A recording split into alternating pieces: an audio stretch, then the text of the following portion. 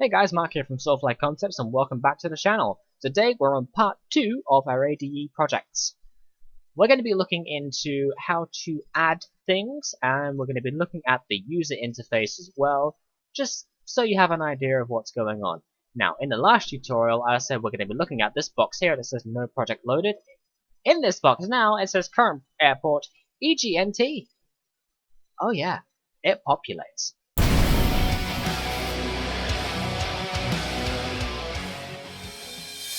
So let's look at the user interface, shall we? What do we have to play with? In the file, we have everything we need to do with opening and importing, basically everything to do with the current file that's either A, loaded, or B, going to be loaded. Compile airport. Now, compiling the airport is different from saving. Don't get those confused. If you save the airport, it will save it as an airport design editor file. If you compile the airport, it will save the individual pieces as .bgl, which are for the ESP platform, flights in 9, flights in X, P3D. View. This allows us to view different elements of the scenery and turn off different elements of the scenery. Now, we can turn on the grid. Some people like using the grid. I don't care. But the grid is, well, it's a grid. And night lighting, this allows you to see the elements of the airport at night. So what has lights and what doesn't.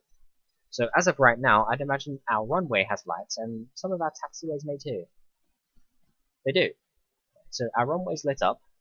You can see the approach lights here. It's the ILS feather, and then you can see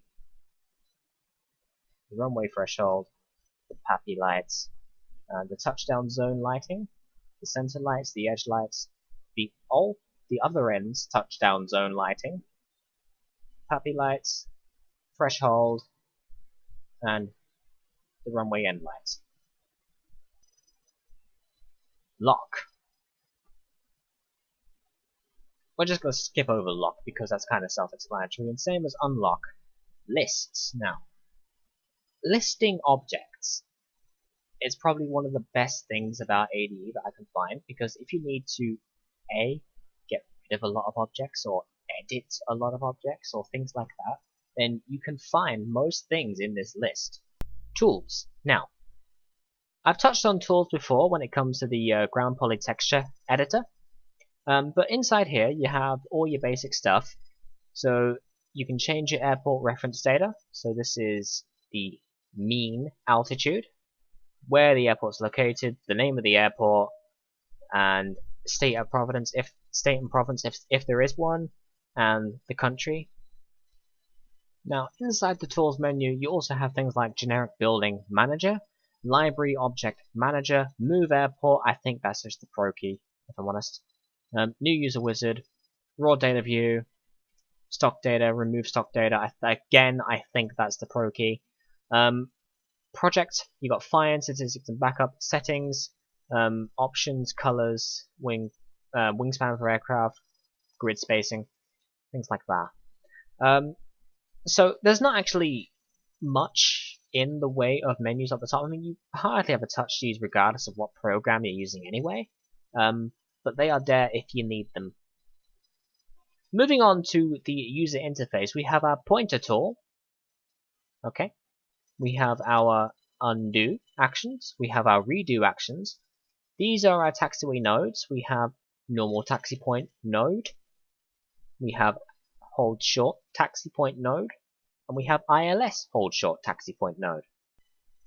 Okay, next we have our taxiways themselves. Okay, we go over here. First off, we have our standard taxiway. You can click and drag and you can draw a taxiway.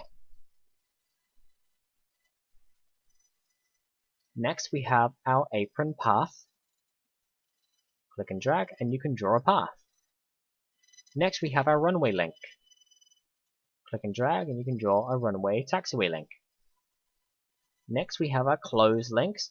Now this is exactly the same as a taxiway except aircraft cannot use it. And we have our vehicle links. Alright, so let me go through each and every one of these. At the top here we have our standard taxiway. This is a taxiway path which is exactly the same as a taxiway, except for no surface is drawn. So these can be anywhere you like.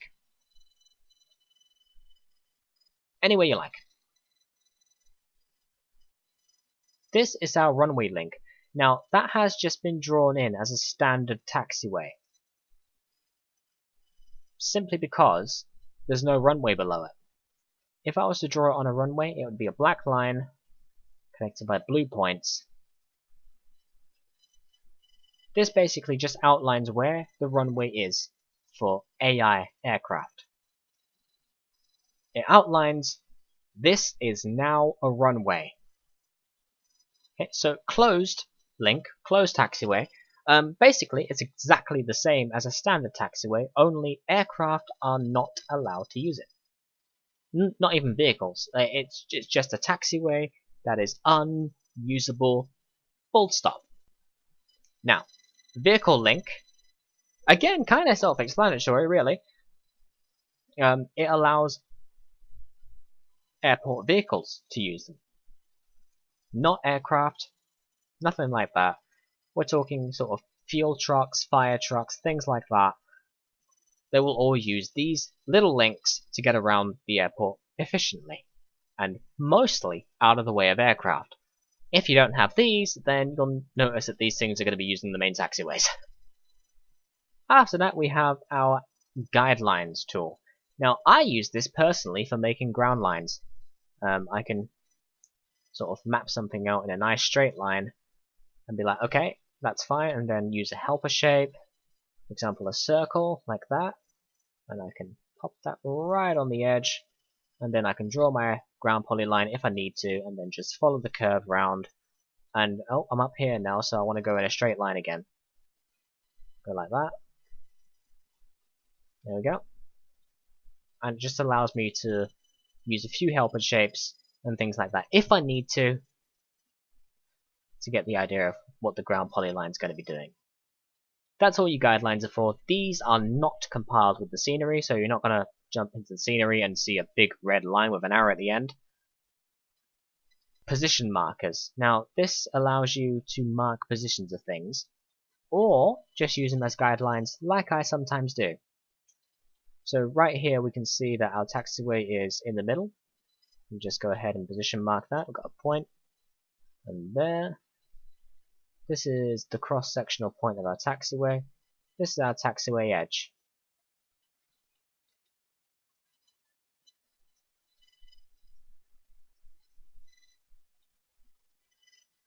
Again, these position markers are not compiled with the scenery, so you don't need to worry about them. They're just there as a guide. We're on the next line down already. We have our add parking spot, or add a gate, whatever you want to call it. Now, adding a parking spot, if you are zoomed in, like way in, like this, and you click on, say, ramp GA, it will zoom you out to a standard level. Inside here, we have our, if we click on our gate tool, you'll see a little crosshair come up. And inside this drop down next to it, we have none, ramp, general aviation, ramp, GA small, GA medium, GA large. Now, GA on its own is the largest one you have. If we click on GA large, it's slightly smaller, which makes no sense to me. But, you know. Cargo. This is one of the biggest parking spaces you have. Gate. Small. Now, these are our two small gates at Newcastle. We'll just pop them there. All the rest are mediums. Go like that. Now, these gates can overlap a little bit. You don't need to worry too much about that. So once you've got your gates in place, like once you have them when you need them, you can click on them individually and you can position them. Like the arrow at the front allows you to see which direction the aircraft will be facing by default when it's in the gate. Now, if you have a couple to rotate, and you don't want to go through it every time, you just double click on one of them, copy the heading, click, click, and press enter. So we hold down shift to multi-select. We paste in our heading on the multi-edit dialog and press done. Okay, so once you've done positioning your parking, you can then connect them to the taxiway. We have our taxi apron links here, so we're just going to connect them to them. So that's how you create aircraft parking. Now what about fuel and vehicles? Well, just click on vehicles. Now this is where our fuel trucks will be situated regardless. I'm actually going to pop mine in the middle of where the terminal would be, just to give you an idea of how this works. So it's going to be exactly the same as before. Your vehicle link, we'll just attach it to that. Just attach your vehicle parking spots to the taxiway essentially, or in this case the road. And there you go. That's your vehicles attached up. Now next over we have our fence creation. Now this is placed in like you would place in the taxiway, except there is a slight difference. You can just tap your mouse instead of clicking and dragging. So if you have a fence around the airport, then the best thing to do would be to go around the actual boundary, but I'm just going to show you how it works quickly. Okay, so I'm just clicking and dragging right now, but once I get to a point where I'm happy, I can click, click, click, click, click. I'm not clicking and dragging anymore, I'm just letting go of the mouse button and clicking where I want to place the point for the fence.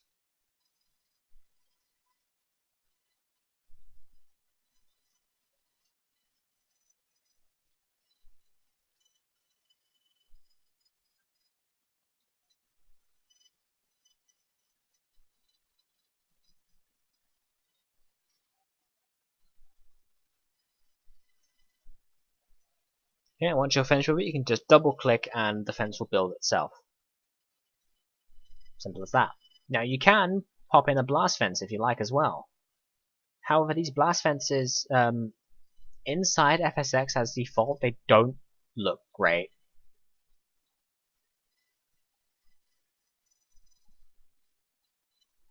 Yeah, they just don't look great. Right, moving on, we have our Polygon Tool. Now this is not ground polygons, this is more like land class and things like that. So if we just go around the airport again, we can add a polygon. I'm just clicking and moving this time, I'm not clicking and dragging. You can click and drag, but I'm not doing that.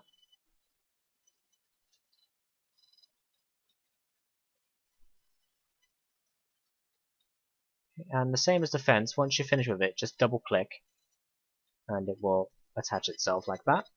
Now inside here you can select what kind of polygon it's going to be. In this case I'm just going to go ahead and say it's going to be land class, and we're just going to go for airfield 2. Okay. Next up we have add vector. Now vector, it may sound pretty impressive, but it's things like railway lines, roads, telegraph poles, things like that. These will show up underneath the land class polygon, like they will show through them, should I say. However, if you put a ground polygon in, it will completely overwrite them. Right, so say if we have a vector, let's just say we have a road coming to the terminal building, like that.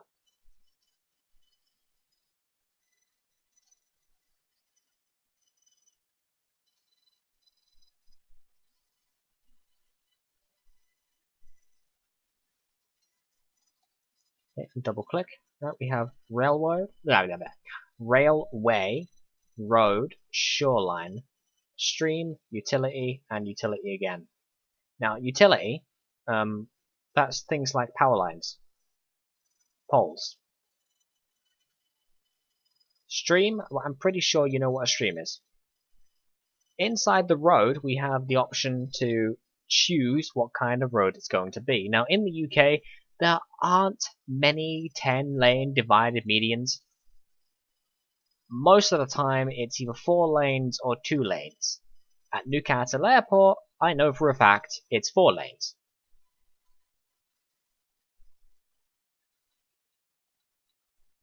So we'll go with that. Custom ground poly. Now, a custom ground polygon is a texture applied to a flat plane that is projected onto the surface of Flight Simulator.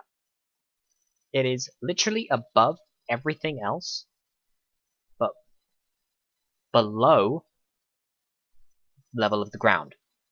So your aircraft can drive over it, and the wheels will not sink into it. Basically, it projects onto the ground. It's kind of hard to explain, but yeah, ground polygons, they are kind of breakthrough. Now, to enter a ground polygon, it's the same as the land class polygon. However, there's a couple of differences. Let's go ahead and click, click, click, click, click, click, click, click, click, click, click, clicky. Now, the ground poly wizard can take a second to open. However, once the ground poly editor does actually open, you'll be greeted with something that looks a bit like this. Inside here, you get to choose your layer. I'm going to go with layer 24 because why not? This is mostly for P3D only, the material, but just leave it as it is, it's fine. So inside here, you can choose what texture is going to be displayed on the ground polygon. I'm just going to go with a crosshatch because it's the easiest thing to go for. And once you're done with that, you can click OK. The imagery will be repeated in all directions until the end of the ground poly. Now, if this is too big for you, you can see the ground polygon here, right? There's going to be 2, 3, 4, 5, 6, 7, 8, 9, 10, maybe 11 lines inside this whole thing, so that might just be slightly too big for you. Click on the Select All button.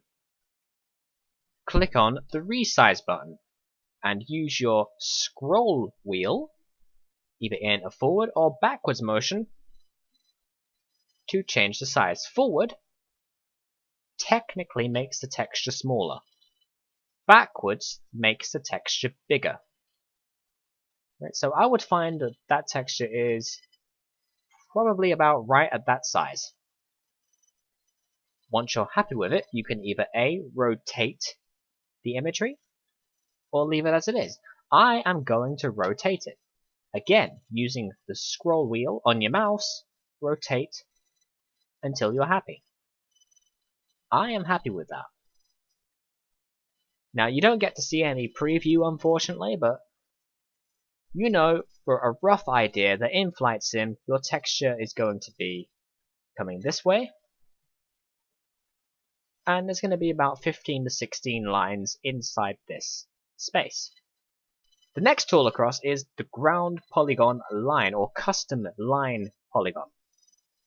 Again, you can click and click and click and double click when you're finished, and it will open up the line tool. But if you want to be slightly more precise, click and drag. So click, drag, drag, drag. That allows you to have a nice smooth curve. You don't have to worry about this whole clicking thing. And double click when you're finished. Now the lines, they work slightly differently. Again, you get your layers. However, you need to enter a width. Now this is measured in meters, so try and get yourself around the idea that half a meter, 0.5, is the rough width of a taxiway line inside FSX. In the real world, I know for an absolute fact that taxi lines are about a meter wide. Because I've measured one. Yes, I have. They can be quite wide. But inside Flight Sim, they are about half a meter wide. Once you've selected your size, click on your texture. We're just going to go ahead and use where is it? The default lines, where are they? There they are, taxiway markings. And we're just going to go ahead and use single yellow. Okay. So now that is marked out as a single yellow line inside ADE. Next up we have exclusions, exclusion rectangles. Now these are drawn from the top left to the bottom right. You can't draw them the other way. I don't know why. Apron edge lights.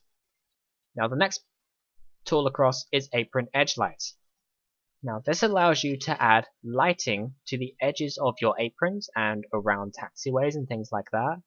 If we just turn off exclusions to get them out of the way, we can turn on night lighting. Now, if we were to add lighting to our aprons, we just start up here like here. Right, so we go one click, go click again, and again, and again.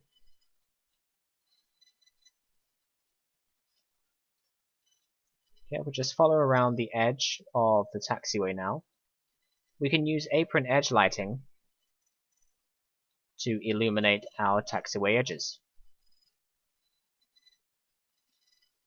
Again, you can click and drag if you need to, or you can just click and move. It's up to you. We're going to stop there because why not? Now, when we double click, we're going to see that our apron edge lights are fairly wide spaced.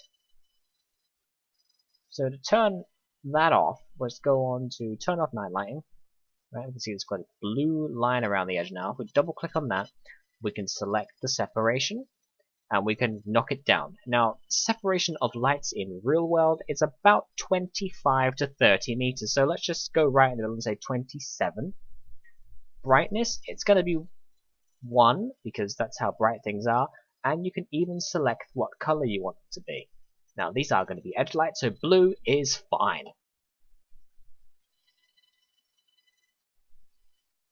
We turn night lighting back on. Yeah, that's more like it. That's more like it.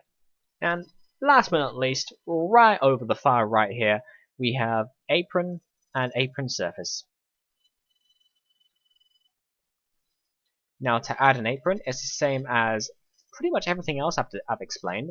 You can click and drag, or just click, and you basically add a polygon, which is an apron.